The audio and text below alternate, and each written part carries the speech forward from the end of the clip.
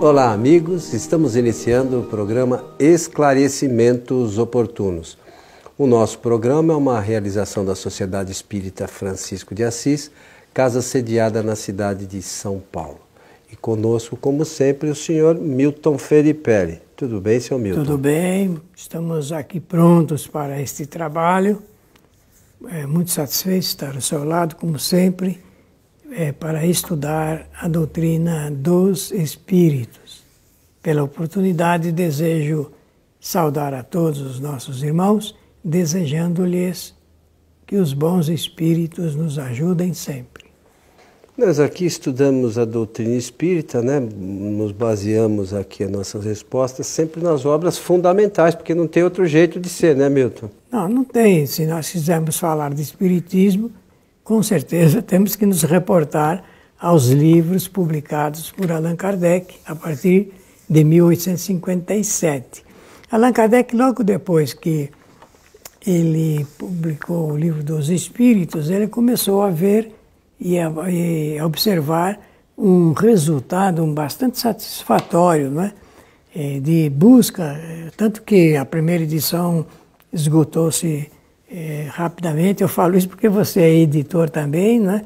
Então sabe muito bem a importância desse assunto ligado com o esgotamento de livros que oferecem uma contribuição cultural. E imediatamente pessoas o procuravam para receber dele orientação para a constituição de grupos, antes domésticos, mas depois grupos oficialmente organizados para a realização de um trabalho, tanto na parte teórica, que era o estudo dos livros, ou do Livro dos Espíritos no caso, como também da parte de orientação prática, experimental. E em seguida ele publica a Revista Espírita, né? A partir de janeiro de 1858, e essa revista que era chamada revista, mas era em forma de livro também, né? Uhum. E ele vai dar suprimento à parte de informação maior, de alargamento da divulgação do que continha o Livro dos Espíritos. No ano seguinte, por conta da aproximação de pessoas ali em Paris, ele vai fundar a Sociedade Parisiense de Estudos Espíritas, né? E com isso ele projetou mais largamente o seu trabalho. Eu estou falando isso porque você faz sempre questão de destacar que aqui o estudo é feito fundamentado na obra de Allan Kardec.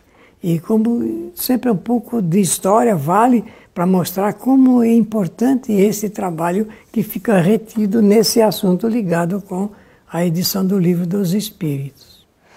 Muito bem, senhor Milton. Então vamos aqui atender a uma pergunta que a pessoa se reporta também a uma outra obra de Allan Kardec, que é o Céu e o Inferno, né? E diz assim: o que são os anjos segundo o Espiritismo?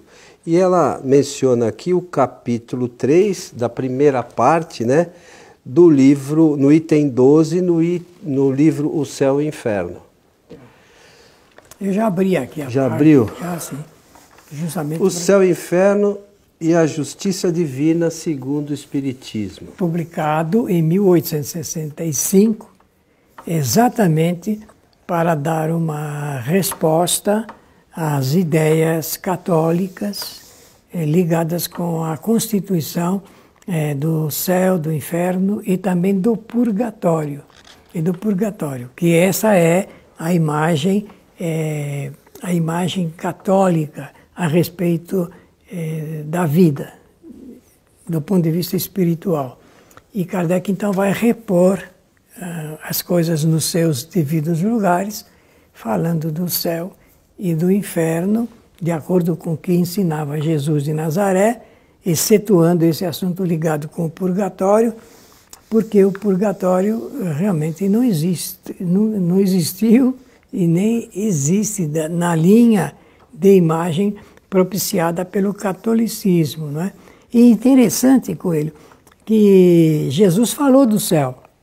Jesus falou do inferno, mas não no inferno e o céu como se fossem lugares no universo, mas falou de uma situação íntima do espírito. Mas ele não menciona o purgatório. E ele não menciona o purgatório porque não existe internamente possibilidade de você localizar esse assunto dessa forma como normalmente as pessoas acreditam. Os espíritas que sabem, que conhecem, né, a obra doutrinária do Espiritismo, sabem que Allan Kardec não tocou nesse assunto de purgatório, não é? Não no assunto em si, mas da localização.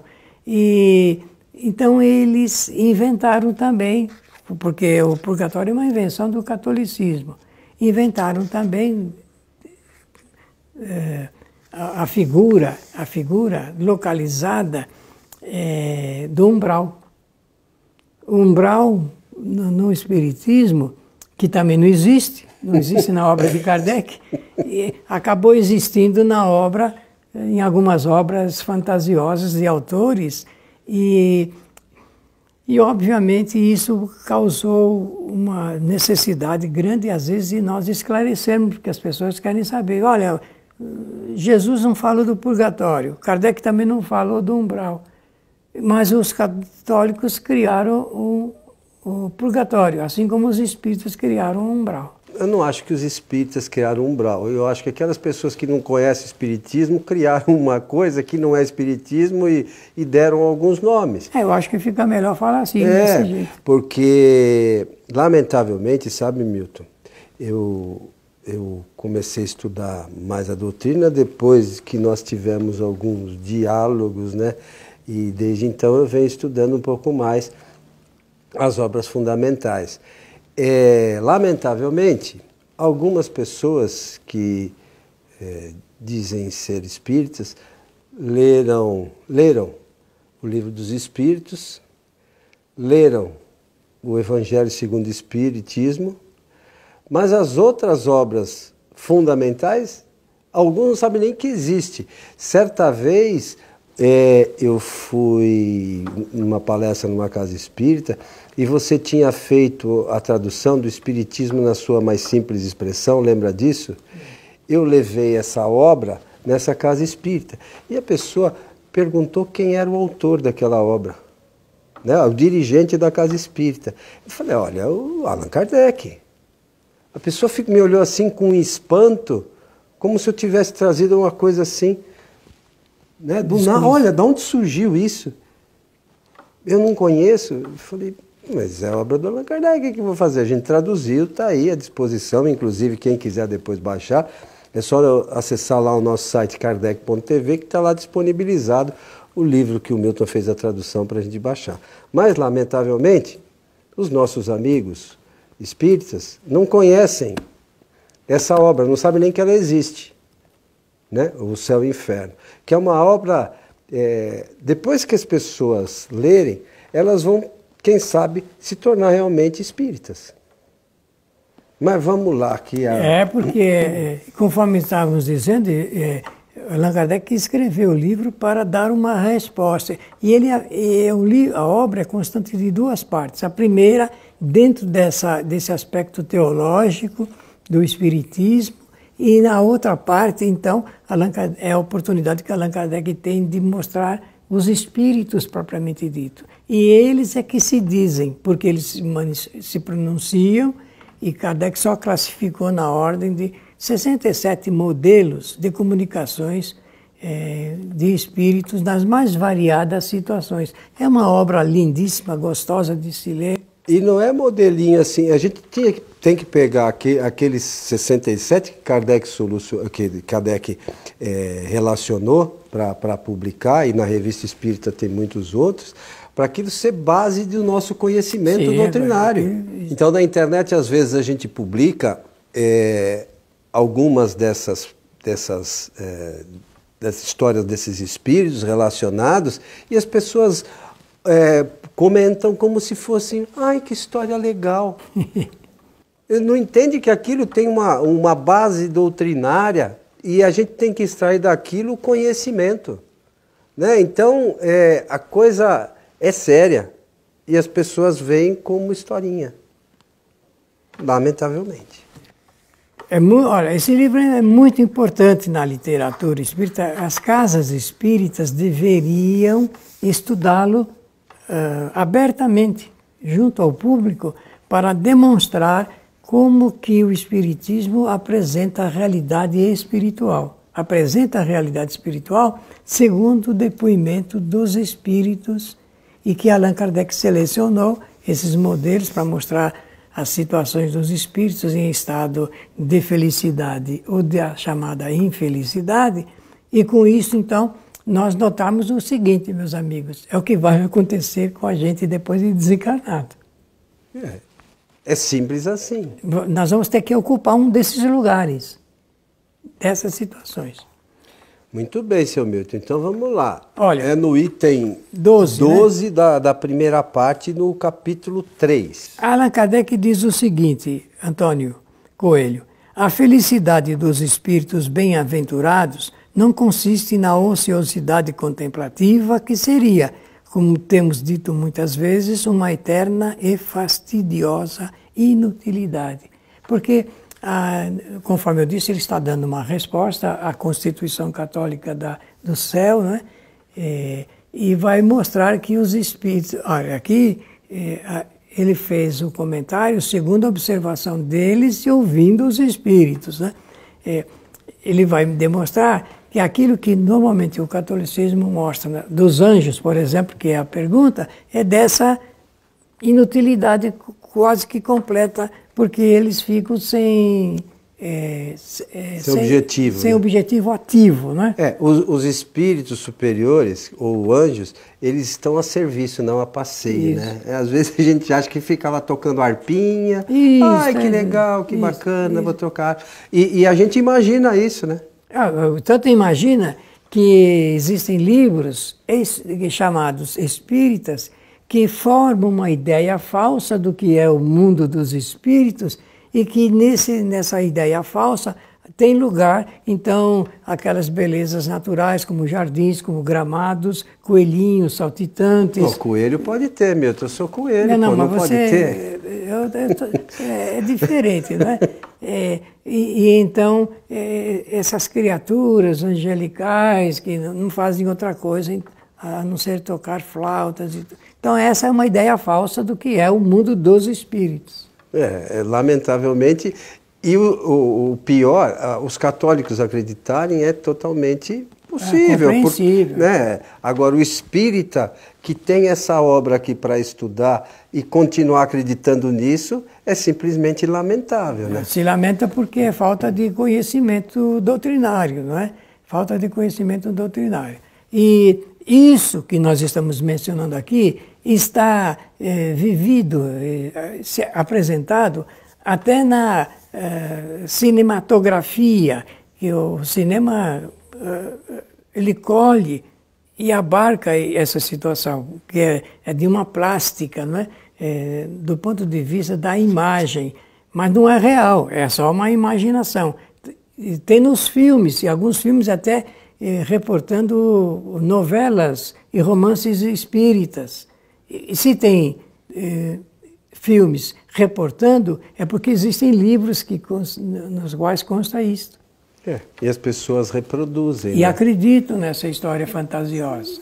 E aí, o espiritismo serve muitas vezes de chacota para algumas pessoas por conta dessas informações absurdas. Né? A gente não estuda e não sabe o que realmente é a doutrina espírita, que é algo que pode fazer diferença para a nossa caminhada evolutiva, e a gente fica meio que brincando de casinha com uma história que não existe.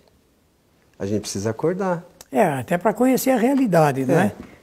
Ele continua: a vida espiritual em todos os seus graus é, ao contrário, uma constante atividade, mas atividade isenta de fadigas.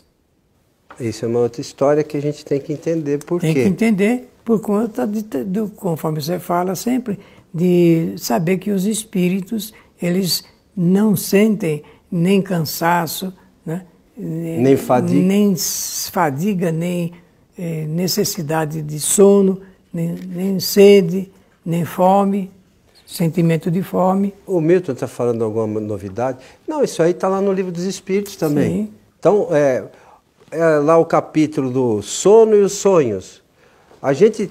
Todo mundo fala que o espírito, só o corpo dorme. O espírito não dorme. E aí depois a gente fala que o espírito dorme. É um contrassenso. É um contrassenso, né? A gente não pensa, não associa uma coisa a outra. Só o corpo dorme. O espírito não precisa dormir. E o corpo dorme, vamos dizer assim, porque ele necessita de se refazer das energias despendidas. Porque o corpo tem fadiga. Por que o espírito não tem fadiga? Porque o espírito não tem órgãos. Mas as pessoas querem que o espírito tenha órgãos. Querem que o espírito coma. O espírito não come. Está escrito no Livro dos Espíritos. Pode acontecer do espírito imaginar que. É uma outra história. Mas aí é trabalho do pensamento, da imaginação. Ele pode imaginar que come, que bebe, que dorme, que faz sexo. Que pratica o sexo. Ele pode falar que ele imagina aquilo e tem vontade daquilo. Mas ele não pode fazer. É só a gente estudar a doutrina que a gente vai notar isso com clareza. Allan Kardec vai alinhar agora uma consideração, e eu chamo a atenção de todos para ela, porque a força de expressão causa realmente o impacto que nós queremos. A suprema felicidade consiste no gozo de todos os esplendores da criação, que nenhuma linguagem humana jamais poderia descrever, que a imaginação mais fecunda não poderia conceber. Consiste também na penetração de todas as coisas, na ausência de sofrimentos físicos e morais, numa satisfação íntima, numa serenidade d'alma imperturbável, no amor que envolve todos os seres por causa da ausência de atrito pelo contato dos maus. Conforme a gente... É só prestar atenção. Se prestar atenção, vai entender que, do ponto de vista doutrinário, o Espiritismo apresenta a situação dos espíritos de uma forma totalmente diferente daquela imaginada pelos sonhadores, né? Essa coisa a gente precisa lembrar da parte de sofrimentos físicos, a gente já falou, que é a questão da fadiga, coisa e tal. E os sofrimentos, na realidade, dos espíritos ainda imperfeitos, que não são os anjos ou os espíritos perfeitos, como ele menciona aí, na realidade o sofrimento dos espíritos é sempre moral, pelas coisas que a gente fez de errado. Então, o espírito sofre moralmente. Os espíritos imperfeitos. Então é isso que a gente tem que ter a noção para não se iludir com informações de outros espíritos. Porque não adianta a gente achar que espírito fica com o perispírito marcado, não existe isso. Quem tiver dúvida sobre isso, leia lá no capítulo dos fluidos, né, na Gênesis, capítulo 14, é isso? Estou bem lembrado? Leia sobre isso, ou mesmo no livro dos médiuns, que tem lá no início o ensaio teórico sobre as aparições, vai entender essas coisas das aparições, por que isso se dá e como isso se dá. É simples, está tudo escrito, é como o Milton falou, é só ler com atenção com muita atenção. E entender. Ler com calma, no silêncio íntimo, não é? No apaziguamento da alma e pronto para aprender. Dizer assim, agora é o momento da minha leitura doutrinária. Aqui eu vou ter noções da realidade do espírito. E pronto, é só fazer essa leitura bem devagar, com calma, e vai aprender bastante sobre a vida. Ô Milton, deixa eu te perguntar uma outra coisa, só para a gente, já que estamos falando sobre essas questões. Você vai lembrar, que eu não me lembro exatamente, mas eu já li, que muitas vezes os anjos da guarda, ou espíritos protetores nossos, eles podem até estar em outros planetas. E como é que se dá essa relação com a gente? Pelo pensamento. A gente já falou aqui isso diversas vezes. Por que eu estou dizendo isso? Porque às vezes a gente recebe uma mensagem de um espírito X que fala que está em outro planeta, a gente acha maravilhoso. Olha, eu recebi a mensagem do espírito de outro planeta. É o normal. Um espírito mais evoluído, de um planeta mais evoluído, ele vai estar lá e vai se com facilidade. E pelo pensamento também ele traz a informação. E a gente acha isso, olha, é maravilhoso. Olha, com o tempo vai haver uma apresentação de descobertas a respeito da força do pensamento. O mundo está caminhando para esse conhecimento. Na medida em que isso se realizar, ficará mais fácil as pessoas entenderem que o pensamento é um atributo essencial, é um dos 3 atributos essenciais do espírito para a sua evolução, que é através do pensamento que nós incidimos, olha a palavra, incidir sobre os fluidos, e que os fluidos, tipo de matéria, são canais condutores do pensamento. São canais condutores do pensamento. Por intermédio desses canais, nós nos ligamos todos. Parece que agora fica um pouco mais fácil, devido à internet, a rede mundial de computadores, nós percebermos essas ligações. Antes poderia ter muita dificuldade, mas agora não, já temos um modelo aí de conexão, não tem? De acesso e conexão. E compartilhamento, parece que essa é a palavra que se usa na linguagem dos computadores. Se a gente for fazer, só como analogia, claro que isso não é a verdade, mas para a gente entender, hoje a gente já consegue acessar em nossa casa a internet pelo Wi-Fi. Então não tem nenhum fio, mas a mensagem vai, a gente se comunica. Como é que isso se dá? Ainda são ondas e tal, a gente não entende muito bem essas ondas, mas elas caminham por algum lugar. Daqui a pouco a gente vai entender que o pensamento é algo talvez parecido com isso, talvez, porque é só uma hipótese. Uma imagem criada didaticamente. Mas imagine que é aquela mesma onda que do seu computadorzinho para o aparelho de Wi-Fi que vai para a internet, que a gente não sabe esse caminho como é que é, de repente o pensamento de uma pessoa para outra caminha também nesse mesmo meio. Olha, Coelho está mencionando um fato que o Espiritismo, a partir de 1857, já anuncia. Vejam que a ciência vem em seguida confirmando, a ciência e a tecnologia, não é? Confirmando isso por detalhes de ordem prática, fazendo. Mas o Espiritismo, filosoficamente, já apresenta isso como fato consumado. Então, 3 atributos essenciais: a inteligência, a vontade e o pensamento. E o pensamento é um dos pontos a serem considerados com muita força para esse assunto ligado com a ligação entre os espíritos. É isso aí, seu Milton Filipelli. Então, mais uma vez, fica a sugestão aí para os nossos amigos, a leitura do livro O Céu e o Inferno, ou A Justiça Divina segundo o Espiritismo. Está aqui, uma cópia você tem aí também, no seu item 12. Essa justiça divina, nela não cabe, não há o direito de se pensar em censura, penalidade, castigo, supressão, nem nada. Porque o espírito é um ser que está em um processo crescente de evolução. Simples assim.